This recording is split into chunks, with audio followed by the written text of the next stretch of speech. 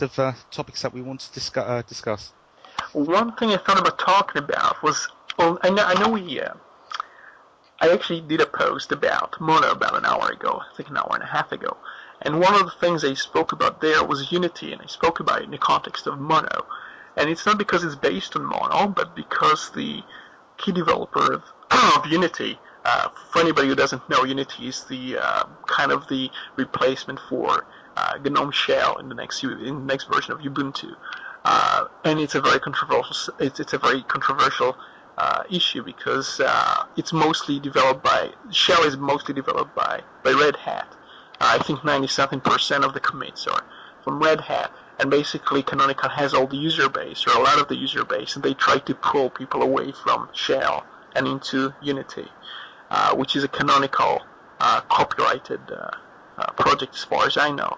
And what Unity is written in is I think it's called Vala. I want to make sure I pronounce this correctly because I keep seeing that, or maybe it's Vala or something like that. And Vala is very similar to the syntax of C#, but it is quite different because you can produce C code from your code in Vala. So essentially, you have a sort of an escape route, which would allow you to take your code and to put it in a form where it isn't infringing. If anybody was to try and challenge the legality of the platform, or say that your code is too similar to Java or to .NET, and I suppose with Oracle you cannot be sure what they'll do next. But in any case, I'm kind of concerned because I know that the guy who develops Unity, David Siegel, I think his name is, he previously developed GNOME Do. Now, GNOME Do is an excellent program from a technical point of view. I know the program, and I know some things that can replace the program, which I advise people to do, because it's based on Mono. And because it's a combination of a very good application that's hard to replace, and it's based on Mono, quite a few people will be tempted to install it on their system. Now, David is a very talented developer, and he was hired by Canonical after he had developed GNOME Do, so it has nothing to do with Canonical itself. And I think he was hired by Canonical to try and take his skills from, which basically he earned some skills when he was building GNOME Do, and they wanted to try and implement the concepts, or to use his skills to build something a bit new, which resembles, in a very Canonical-like fashion. They try to kind of imitate the sexiness of the Mac, and they try to create this GUI that's a bit like a dock, which isn't an Apple invention either. It's just been made quite popular by Apple, and they invented some things around it and kind of tried to patent things like shadows and all kinds of silly extensions. That's the way to get existing things patented, is to try and extend them slightly, the way Edison did, and claim credit for the whole thing. But anyway, the thing about Unity, I'm slightly concerned because I think that it's not the best direction to make your whole desktop environment, the whole desktop foundation, the equivalent of say something like Plasma Desktop, or in some cases you'd use GNOME Shell. You don't really want the basis of your platform to be based on something which resembles C#, even if it's not Mono in this case. Mono is a very obvious case of trying to replicate C# and trying to make it almost compatible fully, at least make it cross-platform as long as you have Mono installed on a different platform. With Unity, what you have is not an attempt to replicate C#, but the way patents work, it could still fall under the same restrictions or the same limitations that you get with Mono. So again, just to summarize, I'm slightly concerned about one thing that nobody's talked about as far as I could see, and I went through at least 30 articles on Unity and the whole controversy around it, and I've put it on my website as well. I've not seen a single person talk about the fact that it's written in Vala, and I'm not exactly sure what it means when it comes to patents.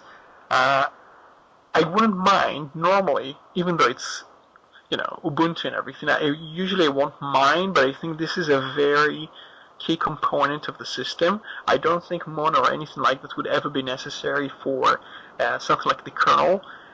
And obviously they barely moved into C++ for kernel development for obvious reasons. I mean, they actually do have pluggable things, and they have all kinds of things in the kernel, which is huge. But the heart, the very core of the kernel, kind of like the kernel of the kernel, is all based on C.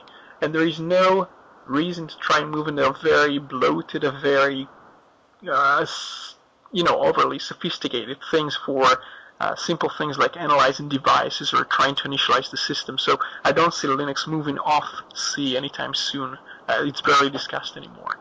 So the idea, sorry, just one last thing before I don't see Mono actually intruding anything basic in the system. So when you actually start the system and you any of the steps there don't have any reason to involve anything to do with Mono or a high level language like Java or something like that. But when you look at the desktop, and at the very bottom of the desktop, beneath all your application, you start to put something that's based on something that resembles C#. I'm kind of worried to a slight degree, and I'm trying not to start a storm about it because I don't really want to talk about Vala as an issue. But I do know some people who talk about this GNOME effort to bring Vala into the mainstream, and I know they're quite critical of it and quite concerned about it. So, yeah, over to you, Tim. I'm sorry. No, that's fine. No, it's just all I was going to mention was, there's no doubt that Ubuntu is one of the most popular distros. It's certainly one of the ones that I trust my name with when I install on a new user. I've been burnt in the past by making a bad distro choice on a new user and being phoned up with problems. I haven't had such problems with Ubuntu, but I think with that success of being the number one on the home desktop, I think is the risk of making a costly mistake and the damage it would have to the Linux community as a whole. A lot of people do run Ubuntu, experts and beginners.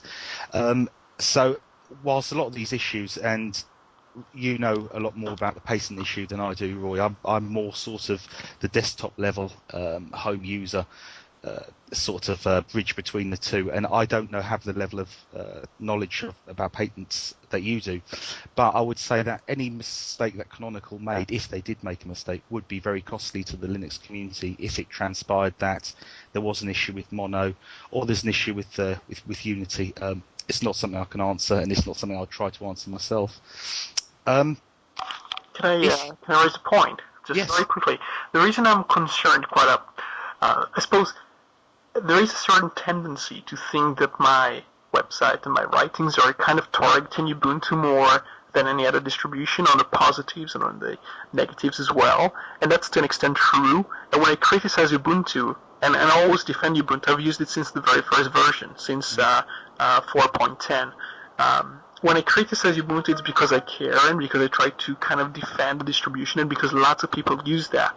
And once Ubuntu actually adopts something, and it can be something like a new initialization system, or it can be something like a new photo manager, it tends to affect not just the descendants of Ubuntu. So you're talking about potentially Linux Mint, you're talking about Crunchbang, and you're talking about Kubuntu and all these variety of things. I know they're like Super OS and all kinds of things which aren't barely known to people.